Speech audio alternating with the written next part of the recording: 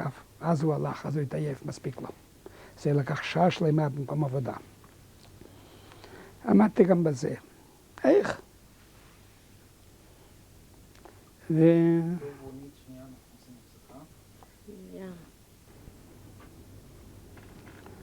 הספורט הזה היה באחד ימי ראשון בחודש ינואר. ככה מסתדר לי מבחינת הזמן. ינואר 43. כבר מדברים, נכנסנו כבר לינואר 43. כן. לחזור לפני הספורט, או למעשה זה אותו דבר. זה באותה תקופה בערך לקראת חג המולד. מתחילים להתהלך שמועות, חג המולד 42. מתחילים להתהלך שמועות במחנה, שלקראת חג המולד אנחנו נקבל אוכל כפול, יכול להיות אפילו לחם שלם, זה מטע במנות יחד, ולא נצא לעבודה, נעשה חיים. טוב, גם טוב. הזדמנות לנוח קצת, איך אומרים ליישב קצת תזמות.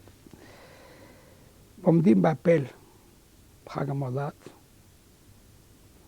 מודיע לנו איש האס-אס, הפורטפירה, שאנחנו לא נצא 4 ימים לעבודה,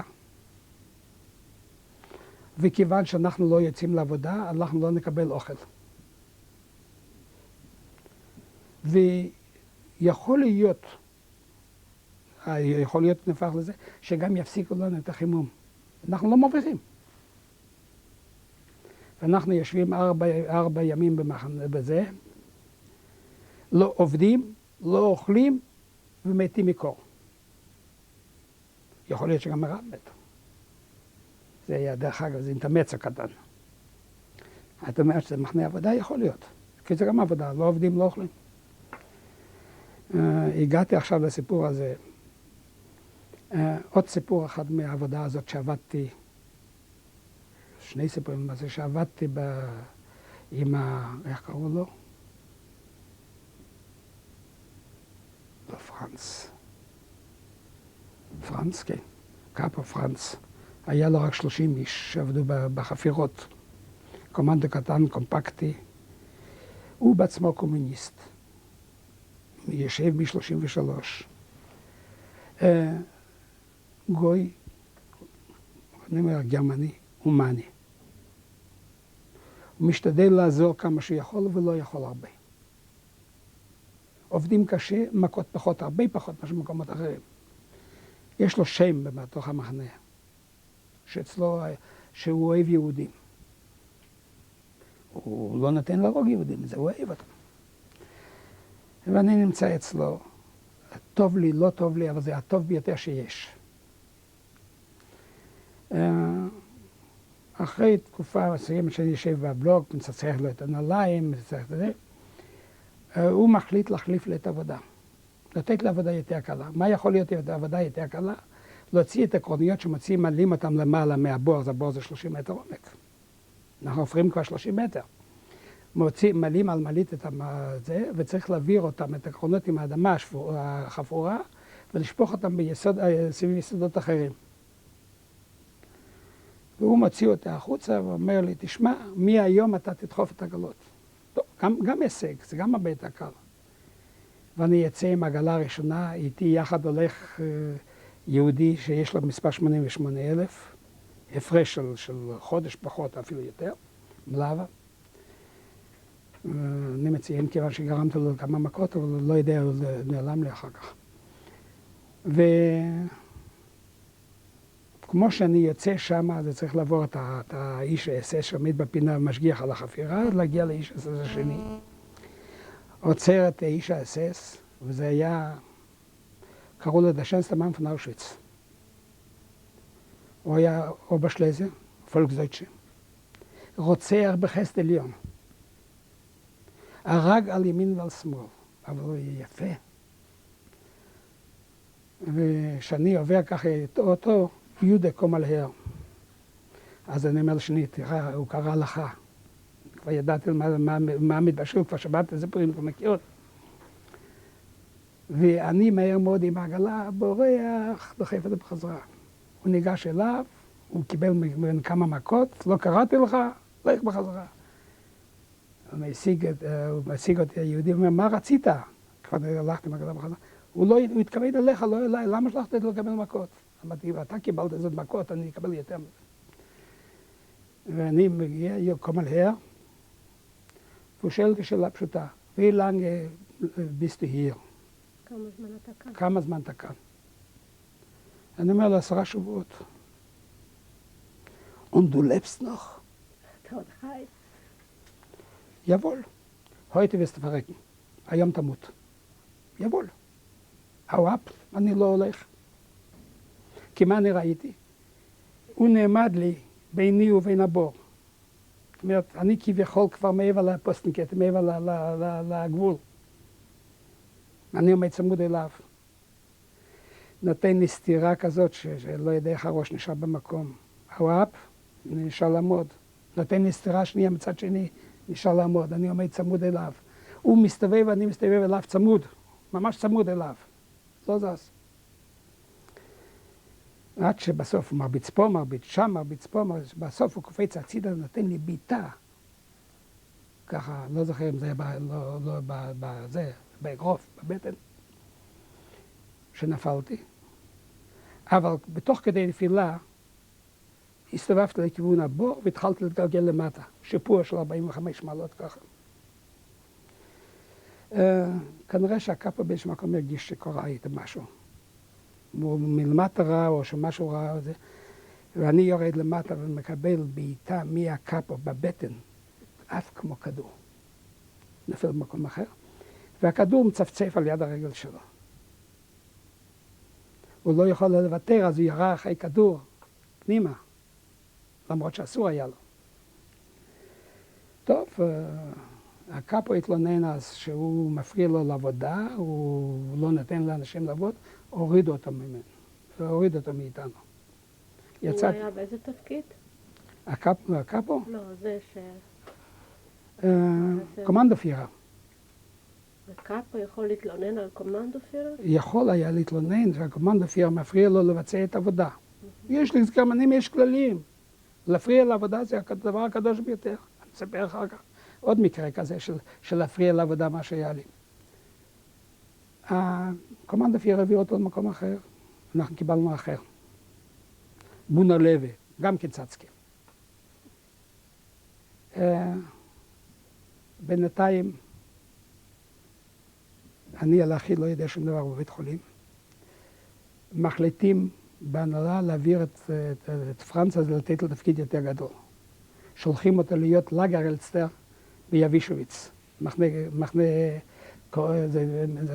פחם. שם היו כ-1,500 אסירים.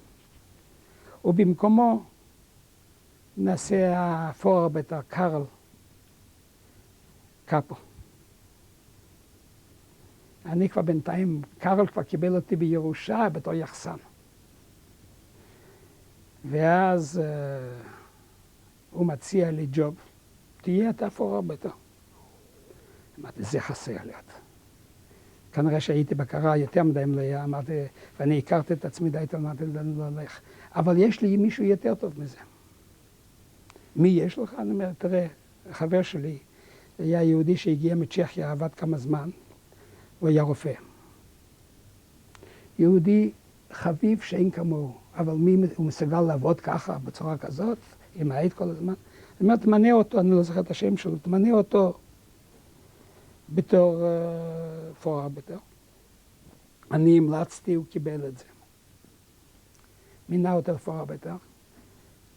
כמה ימים אחרי זה, פחות שבוע, אולי משהו כזה, עומד היהודי על ידי, ולא יודע איך להודות לי, הוא קיבל אוכל, הפסיק לעבוד וזה. ופתאום ביקורת פתע, מופיע על יד הבור, אס-אס. מה עושה היהודי הזה? תופס את העט ונותן לי מכה ביד. עד היום יש לי כאן סימן, כי אחר כך קרה לי עם היד משהו. מהצ'כי הזה? הצ'כי הזה. למה הרבצת? התבלבלתי. קורה. וקאפו, קרול מודיע, אתה אצלי לא תהיה פורבטר, אתה הרבצת, לא תהיה פורבטר. ואני מתחנן, תעזוב, הוא יתבלבל, תעזוב אותו, תשאיר אותו. לא, אתה לא תהיה. היהודי הזה לא חי הרבה יותר זמן, איזה שבוע ימים ולא הוריד אותו על זה. ואצלי מתחיל להתפתח משהו. בינתיים אחי חוזר מבית החולים, ויש לו סיפור. יש לך קשר איתו? כן, בטח. הוא אמנם בפולה, אבל הקשר הוא כמו בין האחים, ואפילו יותר מזה. מופיע והוא מספר לי סיפור, תשמע, יש כאן מחתרת. מה היה הסיפור? הוא שכב בבית חולים. הוא היה, בזמן הרוסים היה פיוניר. נוער, ילדי קומוניסטים. הוא היה חדור בזה שהרוסים ינצחו. לא הכיר משהו אחרת. עכשיו הוא הגיע לבית חולים, הוא התחיל, ידע שיש לו משהו קשה. והוא התחיל לומר להם, תראו, אם ככה הרוסים ינצחו, הגרמנים יפסידו. שלחו אליו את מישהו לבדוק אותו. שלחו לבדוק, בדקו את הסיפור, פעמיים, הביאו אותו, התגרו בו. הוא בשלו. מה יש לאחי? כמה דברים. קודם כל, הוא קיבל טיפוס בטן. בגלל זה שאת האוכל שנתן לי, הוא אכל גזר. חי. עד שקיבל טיפוס בטן, גם לא רחץ אותו. הגיע לשם, ידע שהוא סופני. ההוראה היא שמותר לבית חולים לשכב רק 8 ימים. ולא מחלות מדבקות, ולא שום דבר אחר. הסכנה, מחלה מדבקת מחסלת את המחנה. לפחות לבית חולים. זמן יותר מושך הולך לקרמטוריום, לשריפה. מה עושים איתו שגילו שזה טיפוס? אסור להגיד שזה טיפוס. אז מסתירים אותו בצד. והוא שוכב שם על יד עוד כמה כאלה. בינתיים מביאים את אססקל פקטור, אם את יודעת מה פירוש הדבר. אססקל פקטור, שמעת את השם? כן. זה שמנקה אצל האסס את זה. זה היה יהודי ולוג'אי קומוניסט, הרמן צולקה. אחר כך שחק אצלנו תפקיד גדול מאוד.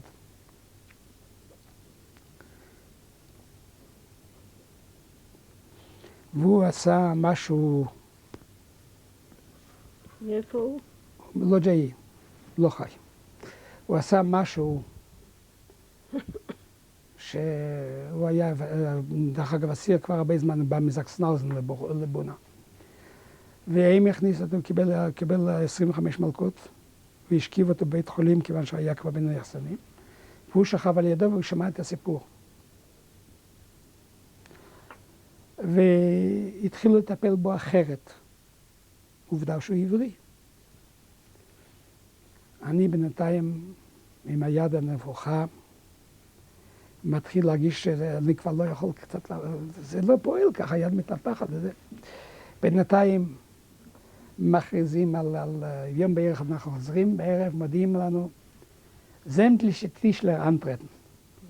כל הנגרים שיופיעו. אנחנו היינו מחנה, צריך להיות רסמית בין 15 ל-30. אני אומר, נגרים, אני אהיה נגר. מה רע בזה? יותר טוב מאשר לחפור את האדמה. אבל בנגרות, אני בקושי ראיתי את זה קצת, מה אני הערכתי. אני מגיע ואני נעמד בתור אחד הוותיקים כבר. אנחנו מדברים כבר על פברואר, התחלות מרץ, זה כבר היה אחרי זה או לא? כן, זה כבר היה, רגע, אני צריך לחזור משהו. לחזור איזה כמה שבועות אחורנית. אנחנו חוזרים ביום ראשון בצהריים מעבודה, ומספרים לנו סיפור, יש היום תפוחי אדמה גדולים בכמות בלתי סבירה, עם הרבה זוז. מה קרה? מגיעים לבלוק. כל אחד היינו מקבלים את 4 תפוחי אדמה בכובע, ממלאים לו את הכובע עם תפוחי אדמה גדולים, יפים, ואנחנו ממלאים לו את הזה, תאכל, כל אחד אוכל כמה שיכול, ומשתדל לצאת החוצה, ממלאים לו עוד. וכמה שהוא רוצה להיפטר, ואם הוא מנסה לזרוק את זה, הוא מקבל מכות. לא יכול, הוא לא יכול, הוא מחזיק את הקרה, המלאה הזאת מתפצץ. יום. למחרת יש כרוב עם בשר והרבה בשר, ועוד פעם ככה מלא אוכל, מלא אוכל, כמה שאתה יכול, מעבר מה שאתה יכול. ואתה צריך להיזהר שמישהו אחר לא יתפוס אותך איזה בלוק של סטרושטובניס, יכניס אותך לבלוק, וימלא לך עוד פעם את הצלחת. עוד פעם את הקרה, היה לנו קרות כאלה אדומות של 2 ליטר. אוכל, כמה אפשר. העסק לקח 10 ימים. אחרי 10 ימים מודיע לנו האינרש הזה, הגלסטר, אתם החזירים שוויינהונדה, דרק פרסר, קיבלתם אוכל כזה טוב, לא יכולתם, זרקתם לכל המקומות. מהיום לא תקבלו בכלל שום דבר יותר. זה היה פפלגה. מהפפלגה הזאת מתו 50% מאלה שהיו. נשארנו בודדים. ואז יוצאים לזה, הבודדים שנשארו, כמה קומנדות יש שם, אני יודע, אולי תהיה, אולי לא 400, אולי 600. אל תתפסי אותי במספרים האלה המדויקים, כי זה השערה שלי, זה יכול להיות שזה לא כל כך מדויק. ועומד מנגלה עם המילפרד הגדול, לא הכרתי את מנגלה אז, ומסתכל ככה. השורה הראשונה, 5 הראשונית עוברים. בשניים, מי שלא נראה לו טוב, החוצה, החוצה, החוצה. נקה, עושה סלקציה, מוציא את החלשים. ואיתי היה בחור שהוא היה גרודני. ראשונה ראית אותו? פעם ראשונה ופעם אחרונה שראיתי אותו. נתקלתי עם אס. איך התרשמת ממנו? לא היה לי מה להתרושם, להרים את הראש ולהסתכל עליו פרצוף. מה? הוא לא היה מכוער. הוא לא הרביץ, הוא רק עשה עם האצבע. ידעתם מי הוא? אז לא. אחר כך אמרו, אתה לא יודע מי זה? זה מנגלה. היה איתי בחור אחד שהוא היה גרודנאי, היה ספר. הוא היה עושה לנו תספורת, אוי ואבוי עם הכלים שהשתמשו בזה. כבר היינו לא הרבה, אז אמרתי לו, תשמע, אתה הולך איתי, אני אצל הקאפו הזה, כבר יש לי זכויות, יש קאפו, יש פורבטר, אני זה 3, יש לו עוד 2 אנשים שאני יכול להכניס אותם, והוא ישמע בקולי. זה כבר קר על כל הזה. אז בוא, תלך איתי. והבחור הזה יצא איתי יום, יומיים, ומתלונן שזה עבודה קשה, אמרתי, תשאר בחיים, תלך איתי.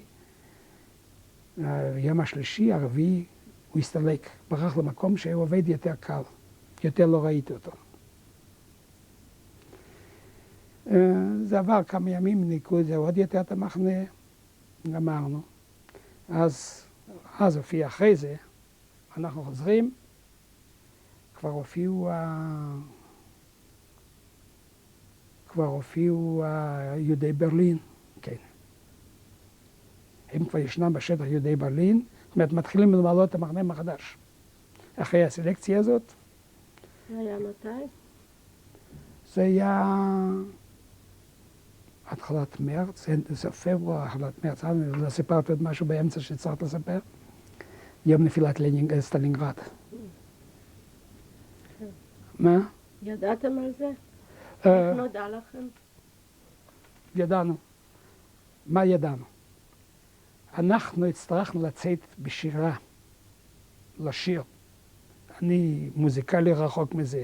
קול ודאי שאין לי, אבל לצעוק אני יודע. ואני בחמישייה הראשונה, ולשיר, לאוטזינגן, אז אני שר. שוורצבראון ist mein Mädel, Schwarzbraun bin auch ich. Schwarzbraun ist der Haselnuss, Schwarzbraun bin auch ich. שחור, חום, או הסנאי. שחור וחום גם אני. שוורצבראון muss mein Mädel sein, gerade so wie ich. או שיר אחר, זה יותר יפה. לא זוכר את כל המילים, אבל היה ככה. Weit in der Weg zurück in Heimatland, so weit, so weit. Die Wolken kommen dahin, daher, ziehen dahin, daher. Und der Mensch lebt nur einmal, dann nicht mehr. Die Wolken ziehen dahin, daher. הבן אדם חי רק פעם אחת. זה השירה, וצריכים לשיר. ב3 בפברואר. זה אני זוכר את התאריך, אם לא, אז אני אחר כך קיבלתי אותו. רגע, 3 לפברואר. 43. 43, כן. כן. כן. יוצאים, מתחילים לשיר, שטופ. Ab heute wird nicht mehr gesungen. לא שרים. קרה? לא אומרים לנו, אבל לא שרים יותר. אני מגיע לעבודה שלי, יש לי כבר עבודה יותר קלה. אני מיישר את האדמה למטה, אדמה מפוזרת, כבר מיישר, יושב שם עם עוד כמה יהודים, למטה מתחת ליסודות. ועל הקצה אני מסתכל בעין אחת, ישנו בונה לוי. איתו היה לי עסק שבוע לפני זה, היה לי שלשול. יצאתי, התייצבתי לו והודעתי לו שיש לי שלשול ואני מבקש שיאפשר לי לצאת. הוא אומר, לא, תעשה במכנסיים. גם נתנו לו תשובה. אני יורד בחזרה, ואני אומר לשני שהיה לידי, תראה, אני עובר מעבר לעמוד, אתה תשגיע, במקרה שיקרה משהו, תודיע לי. כנראה שאבונה לוי השגיח, חיפש אותי. פתאום נעלמתי. אז מה הוא עושה? הוא מודיע שכל הקומנדו יבוא למעלה, והיהודי הזה עוזב אותי למטה. זה לקח לי קצת זמן עד שהתחשבתי, אני מרים את הראש, אין אף אחד. הבנתי שדפרתי בפח. אני מתחיל להתקרב, לצאת בדרך הרגילה, אני רואה שמולי עומד בונה לוי, איש האס-אס עם ה... אז התחלתי לרוץ לכיוון הקאפו, ככה בדרך ישרה, אבל מתחת לעמודים שלא יוכל לזה. מי יותר זריז, הוא או אני. הוא מגיע למעלה, מתחיל לטפס למעלה, מגיע למעלה. כמו שאני מגיע, הקאפו קרל כבר עומד על ידי, וכמו שאני מגיע, הוא נותן לי סטירה שאני נופל לרצפה. אני מנסה לקום עוד פעם, אני עוד פעם נותן לי סטירה ודוחף אותי מהרגל, מעמיד את הרגל עליי. אתה לא תקום. והוא שואל, מה, אתה רוצה להיהרג? אני מסתכל, הוא עומד מכוון את הרוב. הוא כבר ידע מה קורה כאן, וידע שמחפשים אותי, אז הוא יצא לעזרתי ולקח איתו, אבל הוא לא צילק אותו, הוא רק השגיח שאני אהיה תמיד על יד הקאפו. תמיד הקאפו היה על ידי כל הימים. זה לקח כמה ימים רק. ואני מגיע, והוא שולח אותי לבור הזה, או שהוא ידע כבר אז, זאת אומרת שמשהו יש, ואני אומר לו, מה אתה שולח אותי? הוא יראה אותי למטה, הוא יירה בי. אני אומר, אל תפחד. אני מסתכל כל הזמן, עובד בעין אחת, מסתכל על האיש האס-אס, ואני רואה בוכה. איש אס-אס? איש האס-אס, בונה לוי, בוכה. שיבכה, אני נהנה מזה שהוא בוכה, אבל מה יש? פתאום הוא קורא לי, קום עליה. אני אומר, נו, הוא יגמור אותה עכשיו. ואני בא אליו, אסטו הונגר, אתה רעב? איך אני יכול להגיד לו שאני כבר לא רעב, שיש לי כבר אוכל? אבל יבול. והוא מוציא איזה כמה פרוסות לחם יבשות מהכיס, ואומר, hier hast du. אני חוזר לקאפו ושואל, תגיד לי, קרל, מה קרה? שלחת אותי אליו, הוא נותן לי לחם, מה קרה עם בונה לוי? אז הוא אומר, אתה לא יודע? סטלינגרד נפלה. ככה שקיבלתי כבר ידיעה שזה סטלינגרד. והוא הוכרז על 3 ימי אבל, ואנחנו הפסקנו לשיר. וזה נגמר זה. חוזרים לעסק שלי כאן. מודיעים, לי יש כבר עסק, היד כבר כואבת קצת, אבל לא נורא. מתחיל להתנפח, אני חושב שאולי זה יעבור ככה. זמתלי טישלר אנטרטן. אז אני יוצא ואני נעמד בראש התור. ויש איזה 200 שם נגרים. ניגש אליי אנטק, הארבניסט הפולני, כמה זמן אתה נגר? כמה אפשר להגיד לו? אני לא יודע, זה שנה. מקבל ממנו ויתה, לך, אוהפ. טוב, אוהפ, אני עוד לא ויתרתי כל כך מהר. אז אני עובר שם 30-40 איש, נעמד עוד פעם בשורה. תוריד הצידה, אני לא, כולם זזים ממני, כאילו אני משהו, זה, המספר אומר. המספר כבר מתחיל לדבר. הוא מגיע אליי, כמה שנים אתה עובד? 2. אוהפ. הוא מכריז, 15 שנים, לא פחות, לך תמצא יהודים שעד גיל 30, שהיה 15 שנים נגר. מצא אחד אולי. גם כמדם. הוא מתחיל להוריד, אני מתחיל להוסיף. הוא מגרש אותי מהשורה, אני חוזר במקום אחר, וחוזר מסתובב זה. עד שהתפשרנו על 8 שנים. מה אתה יודע? הכל. מה אתה נגר בניין? נגר בניין. נגר רהיטים? נגר רהיטים. אני יודע הכל, שום דבר לא ידעתי. ואני יוצא למחרת לקבל קאפו, קאפו קיבל גרמני, אני יוצא יחד איתו, אחד הוותיקים ביותר במחנה כבר, תרנגול כבר גדול. אני בא לשם, הנגרות שקיבלנו זה פירוק, נו, איך קוראים תפסנות את זה שצריך לפרק את התמיכות, איך קוראים לזה, נו? תמיכות עץ של תפסנות, הפיגומים. צריך לפרק את פיגומי עץ, להוציא את המסמרים, לפרק פיגומי עץ. נו, זה באמת נגר. אז זה אני כבר יודע יותר טוב מאחרים. ואני משתלט על העסק, מתחיל להגיד לך את זה, תעשה את זה, תעשה את זה, אני כבר פורר ביותר. עכשיו כבר נראה. ומן הון להון יש ריצה להביא, להוריד מגיע קרון מלט, צריך להוריד את המלט. מלט שמורידים, אסור לקחת שק אחד, צריך לקחת שניים. עומדים שם שני אנשים, זורקים לך לגב, אתה צריך לרוץ עם המלט, להוריד. כנראה ראש הגב היה מקודם מכופף, אז שנשאר לי, רצתי עם השניים האלה, היד כבר בקושי, היד כבר מזיז. וזה מתנפח, מדבר, אני לא יכול כבר. חודש ימים מזקתי מעמד בקבוצה הזאת. עד שבאתי לבלוקלסטר, אחי כבר היה, חזר כבר בחזרה, אני כבר יחסן. הוא מספר לו את הסיפור.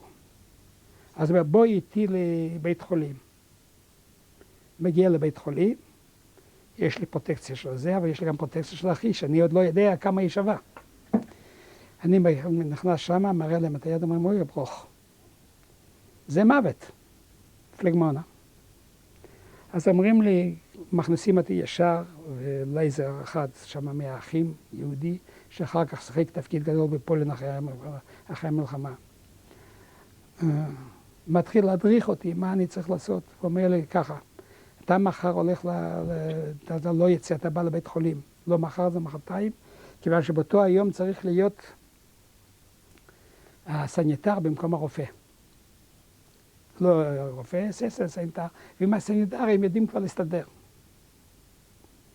תבוא מחרתיים, אבל אל תספר לאף אחד שיש לך פלגמונה, ואל תראה לאף אחד את היד, כי ברגע שהם יראו את היד, אתה אבוד.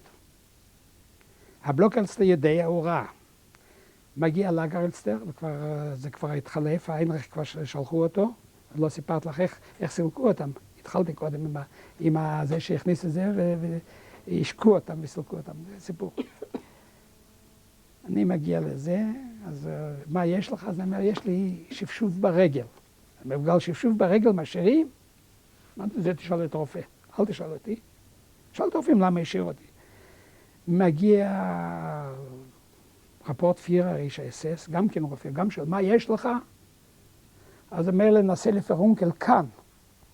והם יחליטו שהם מפוצצים אותו. ואתה תהיה כשיר לעבודה, ככה הם אומרים. יפתחו את זה, למה לא עשו לך בערב? אני לא יודע. מגיע לאגרלסטר, הלאגר פירר, אס-אס, זה שטל. ואני מספר לו שיש לי כאן שריטה קיבלתי וצריך לעשות תרבושת. הוא שואל אותי עוד פעם שאלה, למה בלילה? לא יודע. ואני הולך לבלוק, השאיר אותי, כבר עברתי את כל הקומיסית, קשר לזה שזה לא רציני, אבל צריך לעשות משהו. יכול להיות, אמרתי לו שיכול להיות שצריך לתפור, אני לא יודע למה הם עשו בלילה. אני מגיע לשם. דבר ראשון, להתפשט לגמרי ערום. עומדים שם עוד חולים כמוני, עם כל מיני דברים כאלה, ולרום רואים את היד ככה, כבר נפוח כאן, כל זה. אין מה להסתיר, ומחכים לסניטר. ומי מופיע במקום הסניטר? מופיע דוקטור פישר. אחד מהעוזר הראשי של מנגלה. אני ראיתי שהם כולם נרדו, אבל איך אפשר, אי אפשר להבריח אותי בחזרה, אי אפשר להלביש אותי בחזרה, אי אפשר להבריח אותי. מגיע תורי, אני נכנס פנימה, והוא שואל ישר, מה זה? מה זה עושה כאן? איך הוא הגיע הנה? אומר לו הרופא, ועל הרופא אני צריך להגיד, קראו לו רשבסקי, משהו כזה. הוא היה גרמני למרות שהיה לו שם פולני. מקצוע שלו, מכונות כתיבה. התמחה, ישב מ-33 במחנה, נעשה אח, נעשה כירורג. זה הכירורג הטוב ביותר שהיה לי עד היום, והיו לי כבר כמה ניתוחים. הוא היה הכירורג, והוא אומר, תשמע, ואנחנו פותחים לו את זה, מנתחים את זה, כמה הוא צריך לשכב בזה חודש? הוא אומר, מה, חודש? תוך 5-6 ימים הוא יצא. Das möchte ich mal sehen. זה גם אני רוצה לראות, הוא אומר. טוב, אז הוא כבר מסכים לזה שינתחו אותי. רוצים לעשות הרדמה? אז הוא אומר, לא. להשכיב? לא. בעמידה. נפל לך.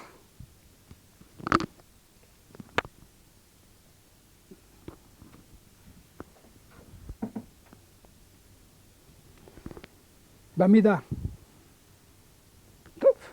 הם רוצים לעשות הזרקה, זה הרדמה מקומית, והיה בבית חולים, למרות שלא היה שום דבר, לבית חולים הזה, לצוות המצומצם, לאנשים יחסנים היה. מה פתאום? בלי הרדמה. אז לוקחים לי את היד, ואני מכניס את היד פנימה, הוא מוציא את האקדח, מקים אותו לרקה, ואומר לי, אין קשרי, בסטוטות. צערה אחת, ואתה מת. פיפס אחד, ואני מכניס את הזה ליד, וכשמכניסים לי את הסכין כאן, אני מכניס כאן, יש ליד היום סימן. היו לי שניים כאן חדות, חתכתי לי את האור כאן, אבל לא הוצאתי הגה מהפה. ניקו, אני חושב שיצא כאיזה 2 ליטר לכלוך מוגלה עם דם. לא תפרו את זה, כי הוא לא אפשר לתפור את זה, רק עשו תרבושת נייר.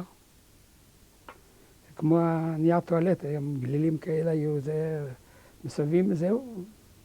ושלחו אותי, הם רוצים לקחת את מתחת לידיים, להביא להם, לא, תלך לבד, הוא מכוון את האקדח, אם אני אעשה איזו תנועה לא יפה. אני לא יודע אם העולם היה גדול, אבל לי זה היה נצח. איך שהגעתי לדלת, אינני יודע, אבל הלכתי ישר כנראה, כיוון שהוא לא ירה בי. הגעתי לדלת, פתחתי אותה, כבר סגר מישהו אחר, נפלתי. התעוררתי במיטה. שכבתי שבוע ימים, הוא כל יום בא לחפש אותי. מהפישר הזה? הפישר הזה. כל יום בא לשאול איפה אני. אחרי שבוע ימים הרימו אותי ושמו אותי למעלה, בתור שטומדיסט, שאני עוזר להם לנקות, צריך היה בלילה להוציא את החבית הגדולה הזאת, מה שעשו, שם לא היה בית שימוש במקום, לשפוך את זה. בזה עבד, היה יהודי אחד, שהוא אחר כך היה מהקומוניסטים הגרמני, יהודי גרמני, הוא היה אחר כך אחרי המלחמה ראש עיריית קלן, אבל הוא קיבל, היה לו הצלה, וזה כנראה הכריע אותו, אחרי המלחמה, הוא כמה שנים אחרי זה מת. ושלחו אותי להיות לעזר. אני צריך לסחוב איתו בלילה את זה. ביום כתבו שם שם אחר, הסתירו אותי, רשמו שאני כבר מת, לא הצליחו ושאני מתתי, והוא ראה שהוא הפסיק לחפש אותי, ואני כל הזמן מסתער, כל הזמן בסכנה שהוא ימצא אותי. שכחתי בבית חולים 4 שבועות.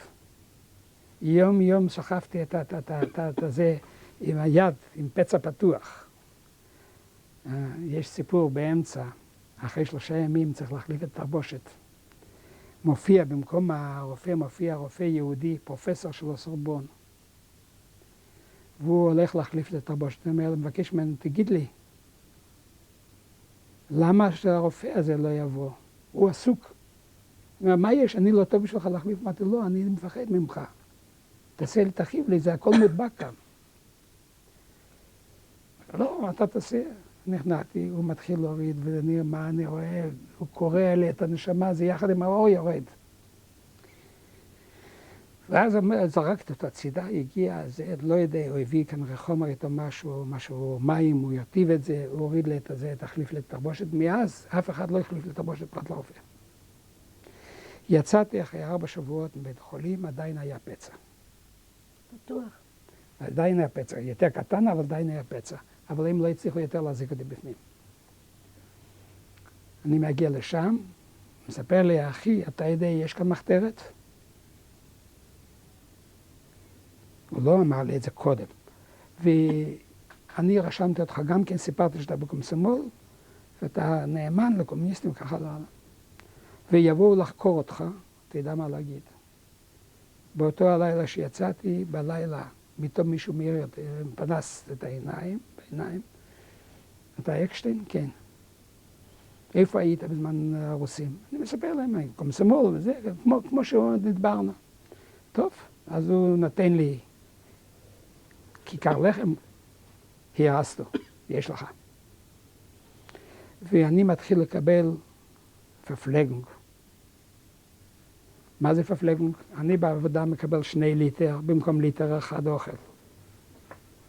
אני מקבל, אחרי העבודה, מקבל 2 ליטר, אני מקבל 2 ליטר מהבית חולים. יחד הייתי אוסף בערב 8 ליטר אוכל. איך אכלת את זה? לא יודע. אבל זה נכנס. איך היו היחסים ביניכם? לא היו גונבים אחד מהשני? עוד איך גונבים. לא נשאר 2 דברים, כמו שסיפרתי קודם. כמו שסיפרתי קודם, לא הלכתי לקבל אוכל נוסף, לא קיבלתי מכות, לא השארתי אוכל למחרת. מה שקיבלתי גמרתי. לא היה מה לגנוב אצלי. אוכל לא. לא בזמן ההוא. הלחם הזה התחיל ביער, אבל זה פרשה בשביל עצמה. יש לה סיפור על אוכל, גם אבל לא שייך אליי. ואומר לי אחי, בין היתר, כמה קבוצה אלקטרו-שלוסר. שלוסריי, מה זה כבר למדתי. זה כבר יותר קרוב לי, ואתה תלך לשם, יחד איתי, אנחנו קומנדו 9, איינריש אייגנר, הוא הקאפו, יהודי וינאי, אחד הגנבים הגדולים ביותר שידעתי, איש חמוד, נחמד, אין לכם מושג.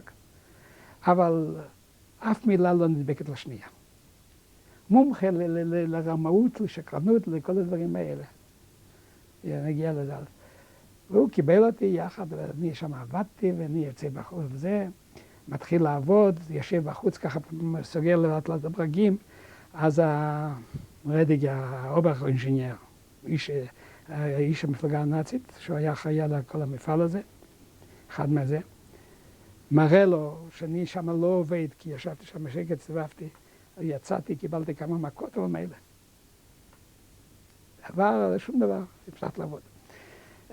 מגיע כמה שבועות אחרי זה, אני כבר עובד במפעל, בוחרים אנשים ללימוד מקצוע. את אחי לוקחים ללמד אותו אוטוגן, ריתוך אוטוגני, אותי שולחים ללימוד ריתוך חשמלי.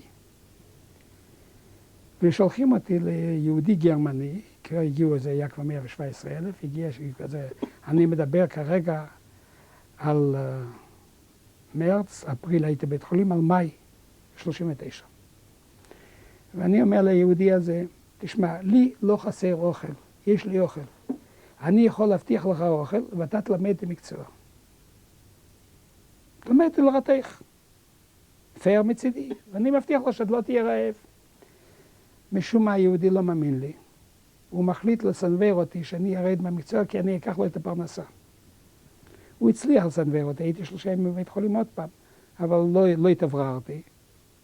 ואז העביר אותי למישהו אחר ללמד, והוא לא קיבל את האוכל, הוא לא יחזיק מעמד כמובן, הרבה זמן. אם כי בתקופה ההיא גדל לנו האוכל הרבה. אנחנו קיבלנו נוסף למרק בצהריים. קיבלנו בערב מרק, בונה זובה, קיבלנו יותר תוספות ללחם, לחם לא יותר, תוספות ללחם. בסך הכל אני חושב שהיה הסכמה, ואחי מספר, אני לא זוכר את זה, שפעם בשבוע היינו מקבלים מנה כפולה של לחם. אני לא זוכר את זה, הוא אומר, זה יכול להיות. כי אז אני כבר לא הייתי כל כך קשור לעסק, לי כבר היו מקורות משלי, נוספים. ואני עובד שם, מתחיל ללמוד את המקצוע אחרי כמה זמן, כבר מומחה. שולחים אותי לגרמני אחר, קומנדו 129, מעבירים את לקומנדו, ואני מופיע אצלו בתור רתח. גם כן סיפור. הוא שואל אותי, אתה יודע לרתח? ודאי, מה זה? מומחה גדול. אז הוא מביא אותי למעלה על זה, מעמיד ואומר, תרתח את זה מלמטה למעלה, את התפח. זה אחד הדברים שעד היום אני מתקשה לעשות את זה, כי זה קשה מאוד לעשות. אני יודע, היום לרתח, אני רתח, הייתי כבר רתח מעולה כאן בארץ אחר כך. וזה לא הולך. אני מנסה, זה נדבק, זה נשפך, זה לא הולך. ישבתי כל היום ודקדקתי ושום דבר לא יצא, בא הגרמני אחר כך ואומר לי, תשמע, אתה רחוק מרתח, אבל אני מבטיח לך שאצלי תהיה רתח. והתחיל ללמד את הרתחות. הייתי אצלו די הרבה זמן. אלה היו אנשי מקצוע?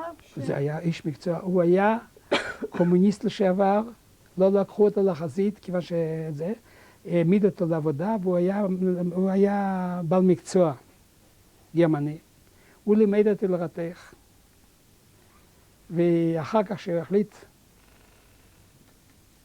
שאני כבר בעל מקצוע, הוא נתן לי לעשות לרתך משהו קשה, רתחתי, עבר בדיקת רנטגן, קיבלתי כבר את הגושפנקה שאני רתח. ואז עושה הגוי הזה דבר שני. הוא הולך להנהלה, הנהלה אזרחית, הוא מודיע שיש לו רתח אסיר, וכיוון שהרתחים צריכים לקבל תוספת חלב, אז הוא מבקש שייתנו גם לי תוספת חלב. בגלל הרעלה. לא, בתור רתח מגיע, לכל רתח מקבלים את החלב. אז גם הרתחים, שהאסירים גם יקבלו חלב, למה לא?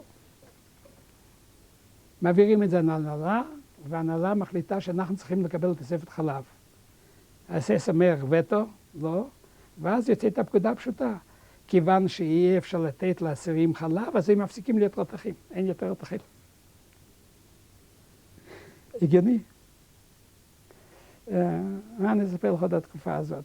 יש עוד מה לספר. זה מעניין דווקא, כלומר, קומוניסטים נתנו יד. נתנו לי יד בכל מיני מקומות, אני נתקלתי בזה, ובגלל זה קשה לי לקבל את העם יהודי לוועדת ישכון, כי אני נעזרתי בעיקר לא על ידי יהודים. המחתרת לא נהיו יהודים, זו לא הייתה מחתרת יהודית, זו הייתה מחתרת קומוניסטים גרמניים שעזרו גם ליהודים. וזאת הייתה דרך אגב הבעיה, כיוון שהקומוניסטים הגויים יצטרכו איבא להם להישאר בחיים. והם עשו את הכל בדצי איבא להם, והם עזרו לכולם איבא להם. לא היה להם מאבק לזה, להשאיר בחיים. לשרד. וזה הם עזרו וזה היה קו. ואני בינתיים כבר מתחיל לרתך, מגמר את הריתוך, הוציאו אותם מהריתוך, אז באים אליי ואומרים לי, תשמע, אני מדבר על קיץ 43. התפנה מקום בשבילך. מי בא להגיד לך? מהמחנה אסירים שמשתיים, מה יש? אתה תהיה עוזר לבאדמייסטר, פלאוט, שיש לו שני זה, אחד שם בולי היה מתאגרף, והשני היה פלאוט, גם כן יהודי ישבו מהוותיקים. אני זוכר, נדמה לי שפלאוט היה פוליטי, אבל זה היה סוציאלי. לא פלאוט, בולי היה פוליטי, ונדמה לי שהוא היה סוציאלי. יהודי נמוך, קטן, אבל ממזר. ודרך אגב רומזים לי שיחד עם זה יהיה לי תפקיד נוסף. בתוך בית מקלחת, המבנה הזה, בנו הגרמנים כמה תאים, בונקרים. תא של 60 על 60, בלי חלון, עם פתח למטה, ושם מכניסים את האסירים מתוך המחנה, שצריך משום מה לבודד אותם עד ההוצאה להורג או עד משהו אחר. ומה תפקידי? אתה תנקה את התאים, אתה תדאג להם שהם יישארו בחיים. מי שנגיד לך, לא את כולם. יש לי ג'וב נוסף. כל ערב שכולם הולכים לישון, אני כבר ותיק, אני כבר זה, אני מוציא אותם לאט לאט בפנים, מנקה את התאים, מחזיר בחזרה, נותן להם קצת אוכל אפילו שלא אסור להם לתת אוכל. והידיד שלנו, שעוזר לה בהרמן סלקה, שעד כדי ככה עזר לנו, שאני הייתי הולך לקחת את האוכל, הייתי לוקח לקחת 3. 71, מספר שלו 71, 321, 75, 85, 86. זאת אומרת, שני האחים הייתי לוקח כל 3 המנות אליי. הם שניהם לא הצטרכו, רק אני קיבלתי את זה אליי. הוא אכל אצל האס-אס שם. אז ככה שהיה לי גם זה, אוכל למטה, או האוכל זה לא הייתה היה אפשר לעשות את התרגיל כזה, שאם מישהו נפטר בלילה, על מספר שלו לקבל עוד אוכל? לא. לא, כיוון שבבוקר היה הפל בהשכם בבוקר, ומי שנפטר בלילה כבר לא היה בבוקר. ואת האוכל, את הלחם, קיבלו בערב. מה שיכולת לקבל בבוקר זה עוד קפה שחור, שרוף. נו. זה אמנם הייתה מציאה, אבל אז כבר, אני אומר, התקופה הייתה הרבה יותר טובה. כדי להשוות. אבל סבלתם מרעב? אמרתי, כדי להשוות, אורח החיים של יהודי שנכנס בריא, שלם, למחנה ב-42, היה 6 שבועות. אם לא הרגו אותו לפני זה, ואם לא זה, שום דבר, הוא נגמרו לקוחות תוך 6 שבועות. אורח החיים של יהודי שנכנס אחרי המהפך, ב-43, מרץ 43, פברואר 43, מרץ 43, אורח החיים היה כ3 עד 4 חודשים. זאת אומרת, אם לא קיבלת עזרה, ואם לא קיבלת שום דבר, הספיקו לך כוחות שהבאת מהבית והתוספת האוכל שקיבלת. מספיק זה. דבר שני, נהפכו הרבה מאוד לבעלי מקצוע. התחילו להיות קומנדו של נגרים, וקומנדו של מסגרים, וקומנדו של חשמלאים, וקומנדו של בנאים. כבר במקצוע הזה אי אפשר לזרז יותר, אי אפשר לעבוד להוציא את הנשמה. עוד אמנם היו קבוצות שעבדו קשה, אבל כבר השתנה העסק.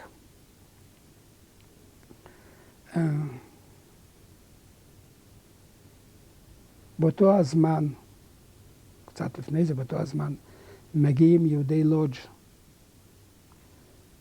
למחנה לבונה. יהודי לודג' לא מהגטו לודג', אלא יהודי לודג' שנלקחו ב-39-40 למחנות בעבודה בגרמניה.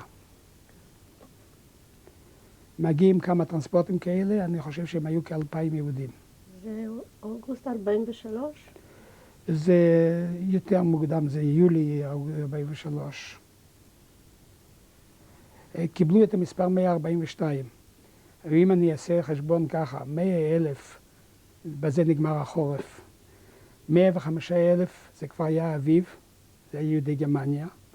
116,000 היו יהודי יוון, 15,000, 16,000, 117,000 היו עוד פעם. זה עוד פעם יהודי גרמניה, ברסלאו וזה. אחר כך מגיעים פולנים. אחר כך 129 מגיע מיידנק. לא, מיידנק, כן. זאת אומרת, משלוחים של יהודי ורשה שעברו למיידנק, מגיעים אלינו 128, 129,000. אחר כך לא זוכר את המספרים, 142 מגיעים לוג'אים. החורים במספרים הם בגלל זה שזה מספקים עובדים לא רק לבונה 3, אלא לכל המחנות. בונה 3 מספק כבר ל-20 יחד, כולל אושוויץ וכל זה.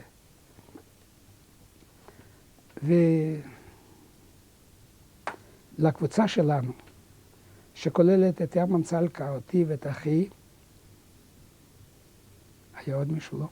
מצרפים עוד לוג'אי, 2, 2 אחים, ועוד 4. ואנחנו נשים קבוצה של 8 איש. קבוצה מלוכדת של 8 איש, אחד רגל השני. ביניהם נמצא צבי שולמן, הרמן שולמן, שהוא יותר מבוגר ממני, 15, היה כבר נשוי, הילדים נהרגו. הוא היה טבח באחד המחנות שם, והוא מקבל, הוא נעשה פורר ביתה בקומנדו, פלאק קומנדו. אני מציין דברים שקשורים, אחרת לא. פלאק קומנדו שהם יוצאים 6 קילומטר מהמחנה לאנטי-אווירי, והם נמצאים בכפר, והוא נעשה קשר בין המחתרת בתוך המחנה לאלה שבחוץ. בתפקידו, יש לו 100 איש לעבודה, תפקידו המחתרתי, לא הרסמי, זה לעבוד שם, לעשות מה שצריך. להוציא מהמחנה נעליים, בגדים, מהזה של היהודים שנהרגו, למכור את זה שם, להחזיר בחזרה פרודוקטים מיוחדים, בעלי ערך קלורי רב, ביצים, בשר, נקניק טוב, לא לחם ולא דברים כאלה. והוא מכניס את זה פנימה, אני בינתיים כבר עובד בשטודניסט. בזה. ואז מחליטים עוד משהו, ואני כאן עוד פעם, יכול להיות שאני מערבב תאריכים, מחליטים בתוך המחנה שעושים בלוק ילדים. לוקחים את כל הילדים עד גיל 18, אוספים אותם, אני בן 19. מאיזה גיל עוד נשארו באותה תקופה? היו עוד ילדים קטנים ממש? מגיל 14. כאלה שהתגנבו שהם היו נראים כ-18. ביניהם היו ילדים שנשארו מהמשלוח שלנו, איזה 5. היו ילדים שנשארו, שהגיעו מגרמניה יותר קטנים. התעשה בלוק כזה. אני בתוך הבלוק הזה. לי יש פרוטקציה, הוא לא יודע, בלוקלסטר, שזה סיפור וסיפור בתוך סיפור. אתה מחנה אחרי שריקנו, אחרי שסילקו את הזה, התברר שאין כמעט אצלנו כבר גרמנים. נעלמו לאט לאט. הם הביאו משלוח חדש של גרמנים, אס-פאואר, שוטספברכה. מי הם האלה? מילואים. מה? אנשי מילואים? לא, מילואים לנו. אסירים, שגמרו את המאסר שלהם, היה ביניהם רוצחים, היה ביניהם גנבים, שקיבלו לפחות 15-20 שנת מאסר. גמרו את המאסר ולא שחררו אותם, העבירו אותם למחנה ריכוז, ולהם קראו שוטספברכה, הם קיבלו את ההבדל. כל המשולשים היו יורדים כלפי מטה, אצלם זה היה משולש כלפי מעלה, בהתאם לסוג הפשע. הם יצטרכו לקבל את השליטה למחנה. אבל במחנה כבר היו מאורגנים, הפוליטיים בעיקר, ועטפו אותם. מה עשו? עטפו אותם מלקבל את השלטון בכל זה לזה. אבל כמה בלוקלסטרים התגנבו בפנימה. בקינדרבלוק, מן איזה בלוק 12, אני הייתי קודם בבלוק 5, העבירו אותי לבלוק 12, בתור ילד. אני אומר, אני הייתי בן 19. מינו את הלאגרלסטר קארל, אס-פאואר, שוטספברכה, והוא, יש לו חוש צדק מאוד מפותח. אני מדבר על מאי-יוני 1943. מה המפותח, החוש צדק שלו?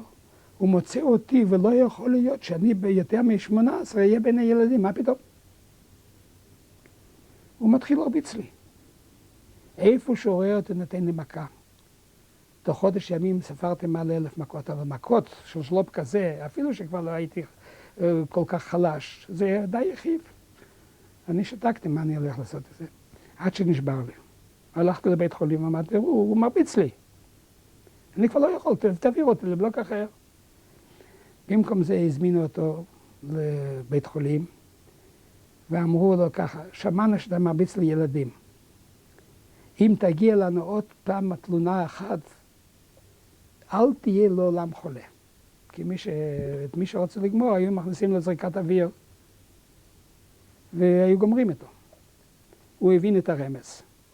הוא בא שפוף בחזרה, והוא אוסף את כל הילדים, ושואל, תגידו לי, למי הראיתי, מי עשיתי לא רע? הוא מסתכל כל הזמן עליי. מי הלך להתלונן?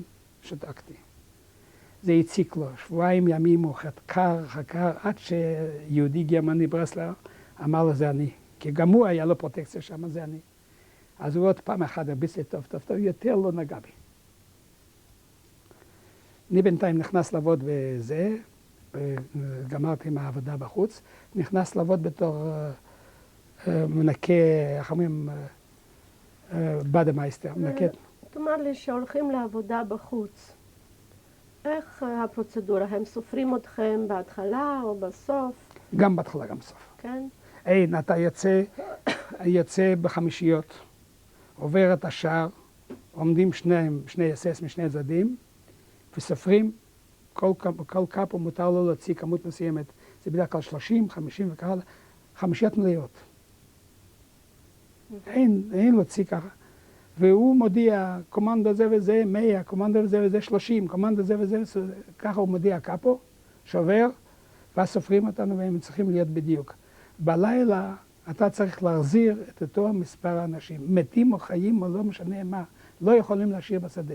כולם צריכים לחזור את אותה כמות. מה היו עושים עם המתים? שורפים אותם. מעבירים אותם לבירקנאו. לבירקנאו. מעבירים אותם לבירקנאו, היה אוטו והיה מעביר אותם, זרקים אותם פנימה, מעבירים אותם לבירקנאו. לפעמים מתים, לפעמים חולים, לפעמים מוסלמים, והכל הלך יחד. הזונדרקומנדו. אז זה כבר הטילו לזון, אבל זה אנחנו כבר לא בתור זה. אבל בבונה עצמה לא היו... בבונה היה ניסיון אחר כך, יותר מאוחר. הם רצו להפריד את בונה מאושוויץ. אחד הדברים הראשונים שהביאו זה 2 תנורים לשריפת אנשים. 2 תנורים זה 2 כפולים, 4. מישהו הודיע להנהלת בונה, היה לאיגה פארם, שהולכים להפוך את זה למחנה השמדה. אז הם הזמינו את ה-SS והודיעו, הם כבר שילמו להם כסף והם גם דאגו לאוכל יותר. הם לא מרשים להפעיל את התנורים, והתנורים לא הופעלו. האיגה פארם. איגה פארם לא מרשה להפעיל והתנורים לא הופעלו. הם עמדו שם בצד ולא הופעלו. אז לא הייתה להם ברירה להמשיך לשלוח. המחנה בינתיים גדל. מחנה תפח מ-4,000, 6,000 ל-13,000. ה-SS, החלק שה-SS היה קודם, זזו החוצה. זה נמסר הבלוקים, זה בלוקים 30, 40, 50. נהפכו לבלוקים שלנו, והם זזו החוצה, וכל זה נהפך לזה. ב-43 באו יהודי יוון, נכון? הזכרתי. כן. זה היה ב-43? ב-43. כן. הזכרתי, במרץ, אפריל 43 באו, לא זוכר בדיוק, אבל קודם באו יהודי בברלין, 105, הם היו ל-114, 15 ו-116 אלף. אחר כך באו עוד פעם יהודי גרמניה, 117. בין היתר הגיע גם משלוח של יהודי נורווגיה אלינו, 200 איש. גם כן מצאתי ברשימה שהייתי בנורווגיה, מצאתי אותם, הם מופיעים 228 הרוגים. הם מנציחים את זכרם שם. ומי לא? כל אירופה כאן אצלנו. והמחנה גדל ל-13,000. העובדים הכלליים זה 100,000. יש רוסים, יש פולנים, יש צ'כים, יש צרפתים, יש שבויי מלחמה צרפתים, יש שבויי מלחמה אנגלים, יש איטלקים. כל אירופה עובדת שם במפעל. תגיד לי, אתם ככה, בטח קבוצות שנמצאים יחד. האם לפי מה אתם בוחרים לכם חברים לפי השקפות, או לפי מקום מאיפה שבאתם, או לפי מקום עבודה? מתי עכשיו? אז? קודם כל היה מקום מאיפה שבאנו, זה היה הקריטריון הראשון. דבר שני, אני הייתי כבר, הצטרכתי להתנתק חלקית, כי עברתי לא לבחירה, אלא עברתי למחתרת, הצטרכתי להתחיל לקבל חברים או הדרכה של אחרים, שהם השתייכו למחתרת. לי יש כבר בעיה נוספת. אני כבר לא יכול לספר לחברים שלי מה אני עושה, מה יש לי אוכל כל כך הרבה.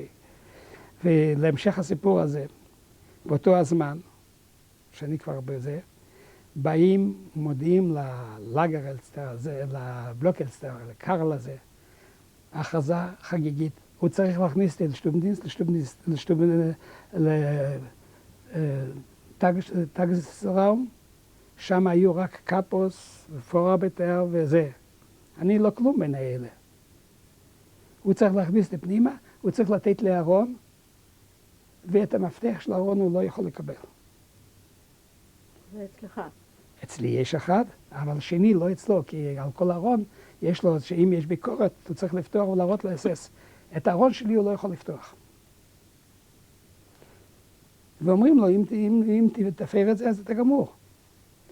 הוא כועס, אוכל את עצמו, אני יושב בשטמניסט, והוא רואה שכל יום לפני הצהריים באים, מכניסים לחם, מכניסים מרק, מכניסים דברים, ואחר כך, כשאני בא מעבודה, אני עומד ומחלק לו, במקביל לו, אני מחלק לכל מיני אנשים שהיה לה רשימה של בערך 50 איש, שאמרו, זה אני צריך לתת לחם, זה אני צריך לתת זה, שעזרה של זה. ואני הייתי זה. אחד הספקים הראשיים של הארון שלי היה צבי שולמן. הוא צריך לדאוג לדברים ספציפיים שזה. והוא דאג לזה. כלומר, שם הייתם, זה היה מחסן שלכם. זה היה מחסן שלי, אבל כל יום הוא צריך להתרוקן. זה היה מחסן שבו הסתרזו ואני צריך לחלק. היו עוד כמה מחסנים כאלה, לא הייתי יחידי בשטח. היו כמה מאות כאלה. טוב, אנחנו נעשה רגע הפסקה. כן, הפסקה.